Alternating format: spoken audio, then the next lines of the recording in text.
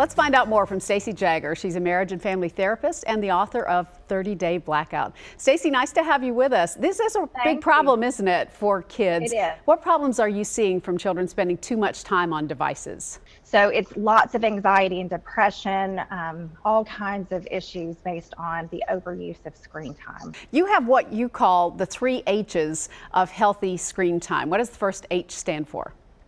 So when I'm working with kids, the first H is hold up. And what I tell parents is if you have a young child, please consider waiting until at least 8th grade to give your child a smartphone. Find the yeses. And what I mean by that is find the things that are yeses for both of you that preferably are away from screens. So we are all bombarded with iPads, iPhones, computers, TV, Wii, video games. You know, we can't even put gas in our car without a screen staring at us. And, you know, sensitive kids really require a more polite, softer approach rather than, you know, kind of an abrasive approach. But if you do have an abrasive response, what I tell parents is just ask for a redo. Just ask for, can I try that again? Like, I'm really sorry, that was too harsh.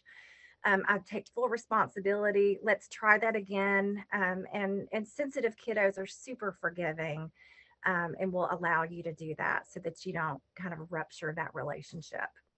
So that I call that a love sandwich. It's when you're able to say something kind and then make some correction, and then you can say something kind again. And that's just enough, you know, something for your children to be able to hear you well. Okay, so here's 3 ways to think about really pulling your family together and connecting well in the new year.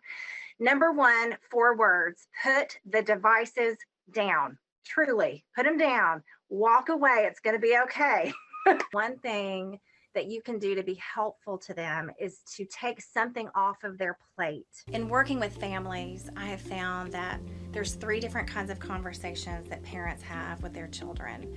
They will have an informational conversation, they will have a competitive conversation, or they will have a connecting one.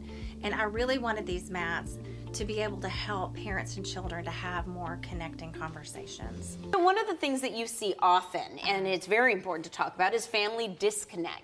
What do you think is the main cause of that? Well, in the years that I've been working with kids and families, the one thing that I like to address the most is the overuse of screen time. So you can't go back to the way things were before those 30 days and just think that everything is going to be fine. If you go back to what you've always done, you'll get what you've always gotten. Exactly, yeah. Exactly.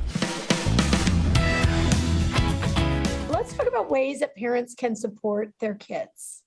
So 3 ways to think about supporting your children in the new year.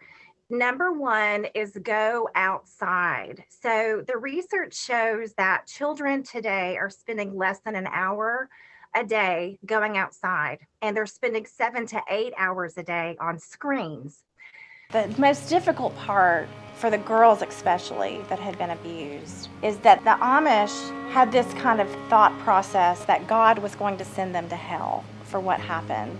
Years ago, if you had asked me what is attachment, I would have thought that was something on my vacuum cleaner. So when I hold this little baby in my arms and I say, I see you, I hear you, I delight in you, I celebrate you. I only want to be right here with you. I don't want to be anywhere else. When I'm in workshops, some of the answers that I get back are, you're so still and so focused, and there's no distractions. And now what happens with you when I do this?